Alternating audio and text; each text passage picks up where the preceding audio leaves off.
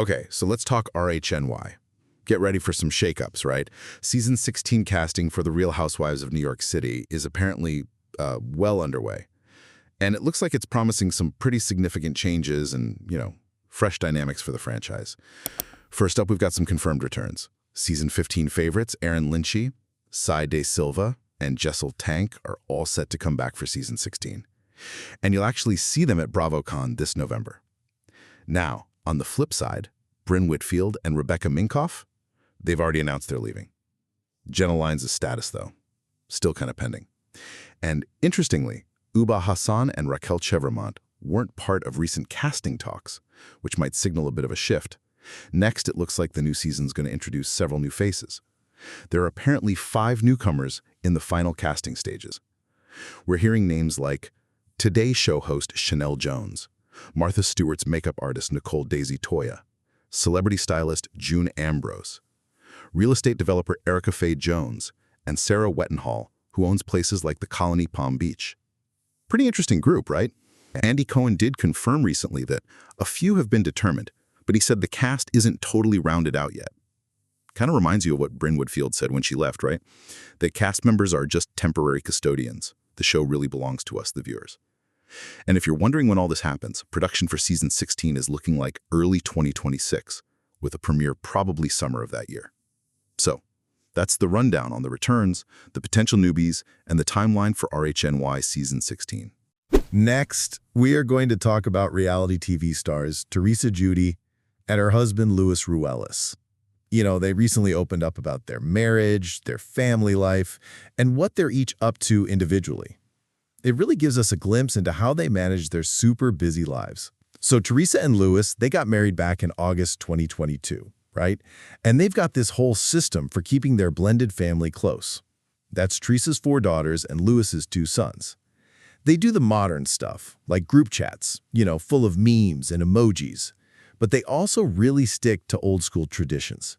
Think phone-free family time, making holidays sacred, cooking up these amazing cultural classics like arroz con pollo and empanadas, apparently, using their mom's actual handwritten recipes. Plus, faith is big for them. They pray together. They basically call each other their hype team and safe space, always checking in. It seems like they tackle everything, even those tough financial issues like the tax liens, kind of like a tag team. Now, shifting gears a bit to Teresa's public life. She's been talking about the Real Housewives of New Jersey Season 15 rumors, basically saying, hey, I'm the OG, the show needs me, and wants fans to tell Bravo and Andy Cohen that. And remember Special Forces, World's Toughest Test. Teresa talked about that too. Apparently, her daughter Gia really pushed her, saying, Mom, you got this, even though Teresa was terrified, especially because she couldn't swim. But get this, she actually learned to swim during the show. Pretty amazing, right?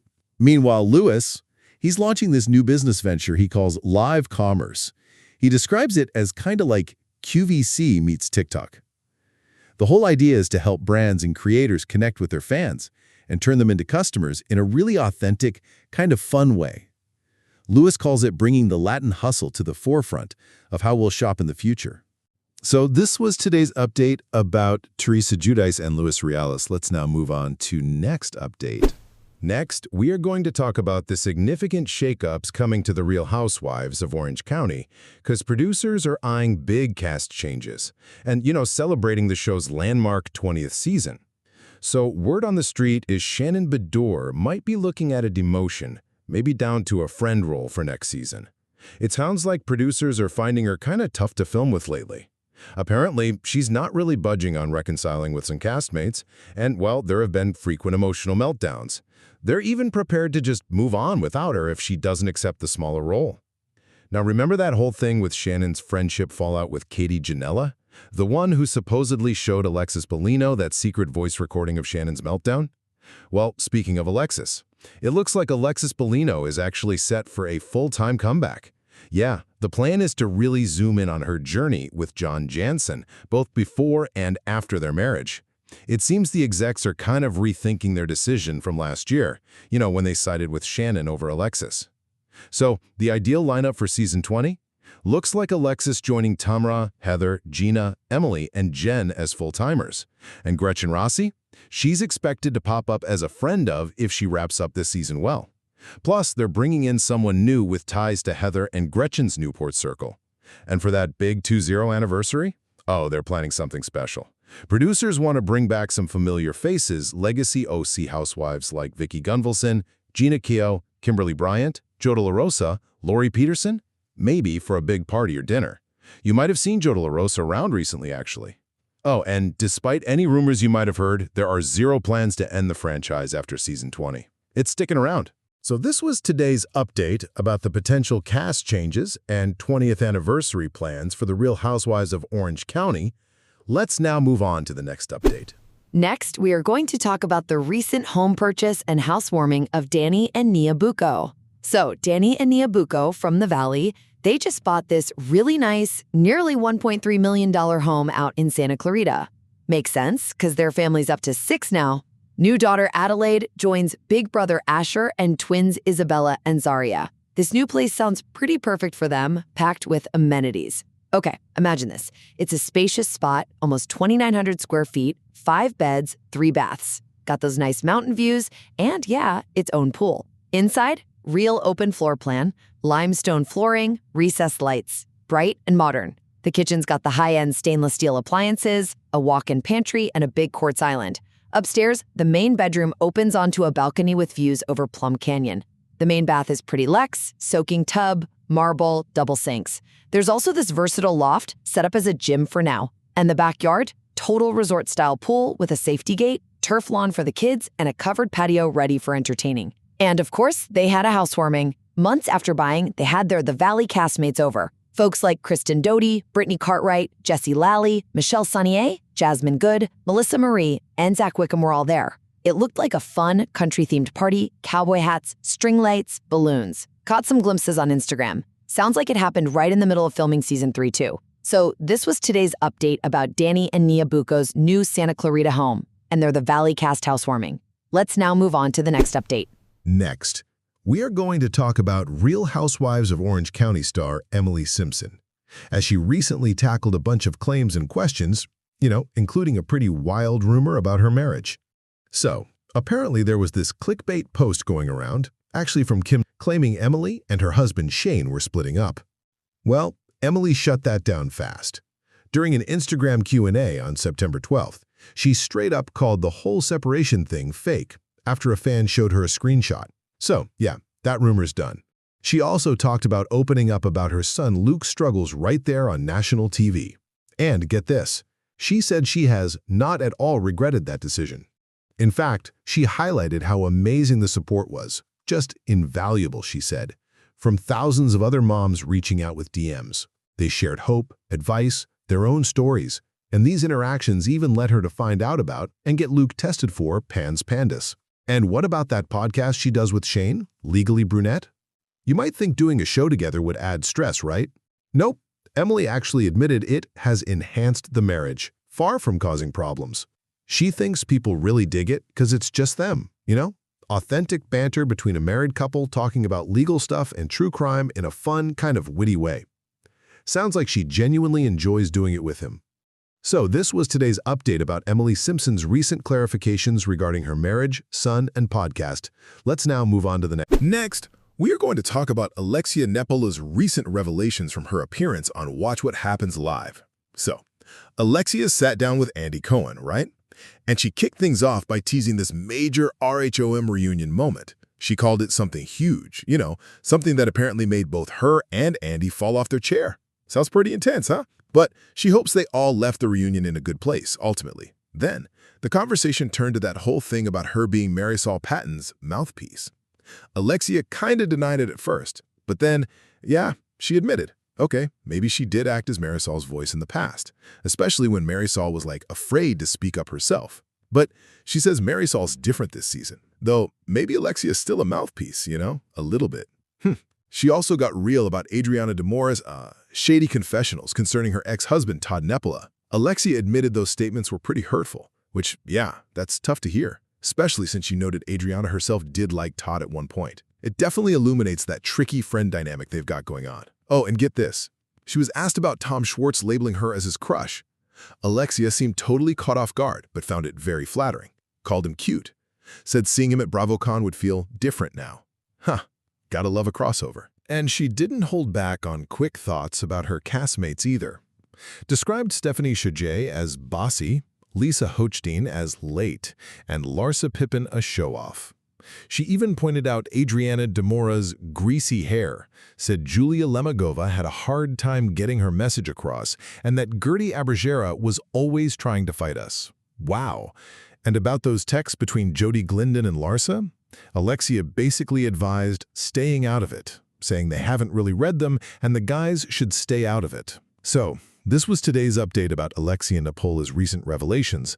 Let's now move on to next update. Next, we are going to talk about Slade, Smiley, and Gretchen Rossi popping up on Heather McDonald's Juicy Scoop podcast. And they really didn't hold back. Slade, he went straight for Tamra Judge. He brought up claims of, well, a pattern of cheating across her marriages, mentioning her first husband, Simon Barney, and even alleging stuff happened while she was with Eddie Judge. He pointed out what he called Tamra's way of deflecting, like how her own kids apparently called her a monster mom in the past, especially when she's accusing others of being, deadbeat dads. Gretchen even threw in this story about Tamra's televised baptism, claiming a friend said it was just reputation management and that Tamra supposedly felt Christians are sheep and will believe anything. Whoa. Then they shifted gears to some former friends, Matt and Katie Janella. Slade sounded pretty disappointed, recalling how he told Matt basically, hey, talking to bloggers, not a good look, especially with Matt's contract. Apparently, Matt denied his wife Katie was talking to blogs, but Slade warned him look, denials often turn into admissions later. And, well, Slade says that's exactly what happened, and it kind of killed their friendship, even after other cast members apparently tried to warn them about the Janellas. Finally, Gretchen opened up about how she and Slade actually got together. They'd known each other for ages, like 10 years. After her late fiancé, Jeff Beetzel, sadly passed from cancer, Slade was apparently a huge support, checking in on her all the time. He kind of got it because of his own son's health issues. And she became someone he could talk to, too. Things really shifted at some business meeting. Gretchen saw Slade in this professional light and suddenly thought, he's kind of cute. That led to dinner, and then, get this, a Vegas trip just 4 days later. And on that drive, they both just knew they'd be together forever. So this was today's update about Slade, Smiley, and Gretchen Rossi's revealing podcast appearance. Let's now move on to next update. Next, we're going to talk about the controversy surrounding Drew Sidora's album cover. All right, so Drew Sidora released her R&B album, I Did It To Me, back in 2025. The whole process of making it was pretty well documented. But now, things have gotten kind of sticky because the stylist for her album cover, he's saying Drew hasn't paid him for his work and didn't give him proper credit. So this stylist, D. Rushing, he actually went on TikTok recently to, tell his side of the story. He mentioned taking the job even though things felt a bit off, apparently, work had been slow, and hey, styling Drew Sidora is a big deal, right? There's even footage showing him right there on set, getting Drew ready, helping with poses, managing the details, all while, cameras were rolling for her other projects. But here's the kicker. According to D. Rushing, it's been about a year since that shoot. The album's out, the photos are everywhere, and he says he hasn't been tagged, hasn't gotten credit. And get this, he claims he was paid for the clothes, the wardrobe, but not for his actual styling services. Wow.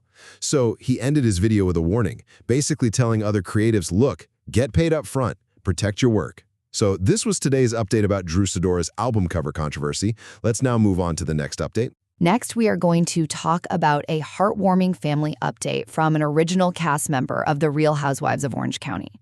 So Lori Peterson, a name you'll definitely remember if you watch The Real Housewives of Orange County from the start. She recently shared just a really sweet update about her granddaughter, Kennedy. Now, just as a little background, Lori and her husband, George Peterson, they legally adopted Kennedy quite a few years ago. Kennedy is the daughter of Lori's son, Josh Waring, who, very sadly passed away back in March. Just a really poignant part of their story. Anyway, on August 26th, Lori hopped on Instagram, shared this proud photo of Kennedy. It was her first day of 7th grade.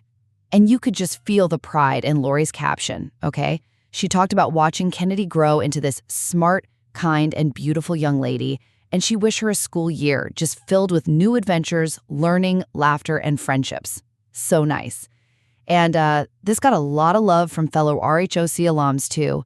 Peggy Tanos commented on how fast time is really going, and Gretchen Rossi just called Kennedy so beautiful. Another person commented that Kennedy is Josh's Minnie for sure, which kind of highlights that special bond between Lori and her granddaughter, doesn't it? And speaking of milestones, this touching family update actually came not too long after Lori marked a really special occasion back in March. It was her 20th anniversary of her very first date with George. She shared another heartfelt post then, calling George her great treasure, her lucky charm, greatest adventure, and simply the love of my life, just expressing how grateful she is for the life they built over 2 decades. It's really, really wonderful to see that kind of enduring